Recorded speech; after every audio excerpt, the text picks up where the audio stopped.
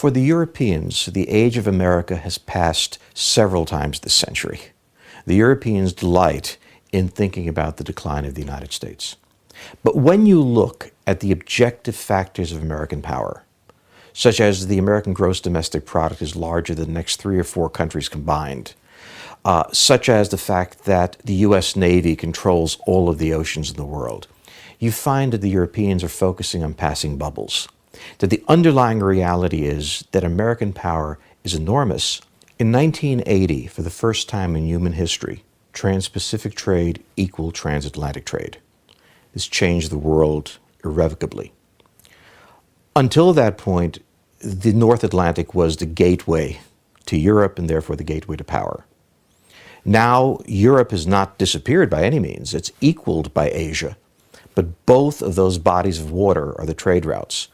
The United States is the only major power that's native to both bodies of water. And therefore, it has not only a trading advantage, but a military advantage. It can project its power into both the Atlantic and the Pacific. And therefore, ultimately, it controls the patterns of trade that exist. Destructive and creative capitalism go hand in hand, as has been said many times. And one of the strengths of the American system is that it destroys old industries and lets new ones be born. And one of the weaknesses of the rest of the world, particularly of Europe, is they don't let the old go. They hang on to it.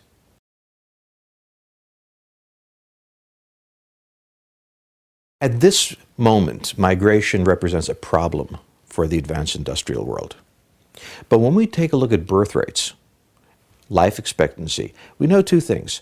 The population of all the advanced countries is declining. The number of people who are being old relative to young is increasing. In 20 years, we can expect countries that currently bar immigration to be competing for immigrants, going out and paying bonuses to immigrants who are prepared to come there and work. One thing the United States understands intuitively is how to integrate people into society. We've had a vast wave of immigrants over the past 30 years from South Asia and from East Asia. What is absolutely remarkable is the smoothness and ease with which they've integrated into American culture. When we look at this globally, this is going to be a huge problem. The Europeans aren't very good at handling immigrants. The Japanese are awful. The countries that are very good at this are the United States, New Zealand, Canada, Australia. That is the former English colonies. They've really mastered this, and this gives them a tremendous geopolitical advantage.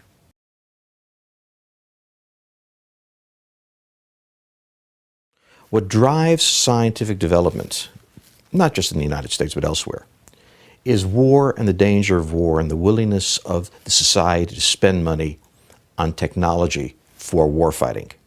So, for example, the Internet begins as a Defense Department project. The interstate highway system begins as a defense concept. American airlines begin as a military concept.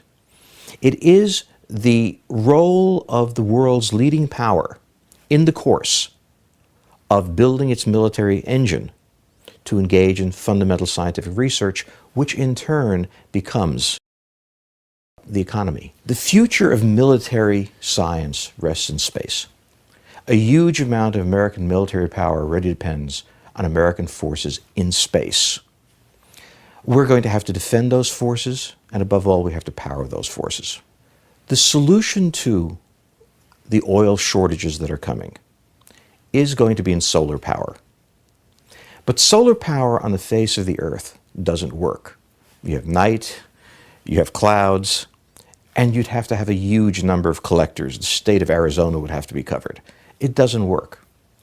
In space, solar power is there all the time, and it's free, and there's no night and there are no clouds. You can get that power back to Earth by a number of means, one of which is microwave energy. If you think this is science fiction, know that NASA has a program for space-based solar power right now.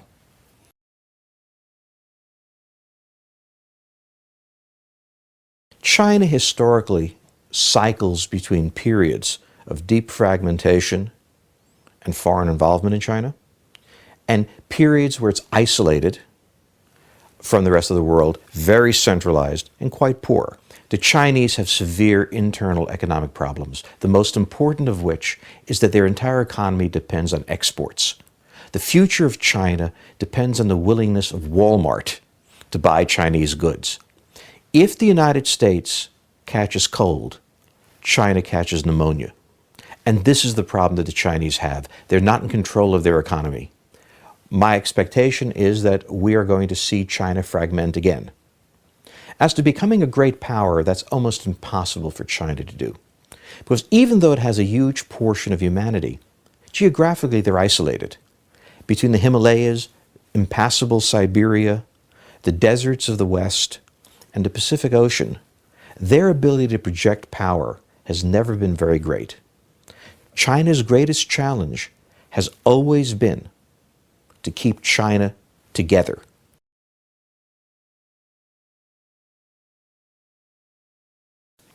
Russia has already reemerged as a threat. Putin clearly has a strategy that Moscow should be the center of Russia and that Russia should be the center of the former Soviet Union. The moment that happens, Russia becomes a powerful force impinging on Europe. The decision by the West to expand NATO deep into the territories of the former Soviet Union really represents a fundamental existential challenge to Russia. If that were to happen, Russia's ability to survive would be deeply compromised. Its ability to do things for the good would be questioned because it would have hostile powers all along its borders. It is now moving to a point where it is confronting American and to some extent European power, Turkish power, powers in Central Asia. This will solidify into a confrontation, I suspect not a war, but a confrontation, and Russia will lose this confrontation again. This time, when it collapses, not only the former Soviet Union will collapse, but the Russian Federation itself will fragment.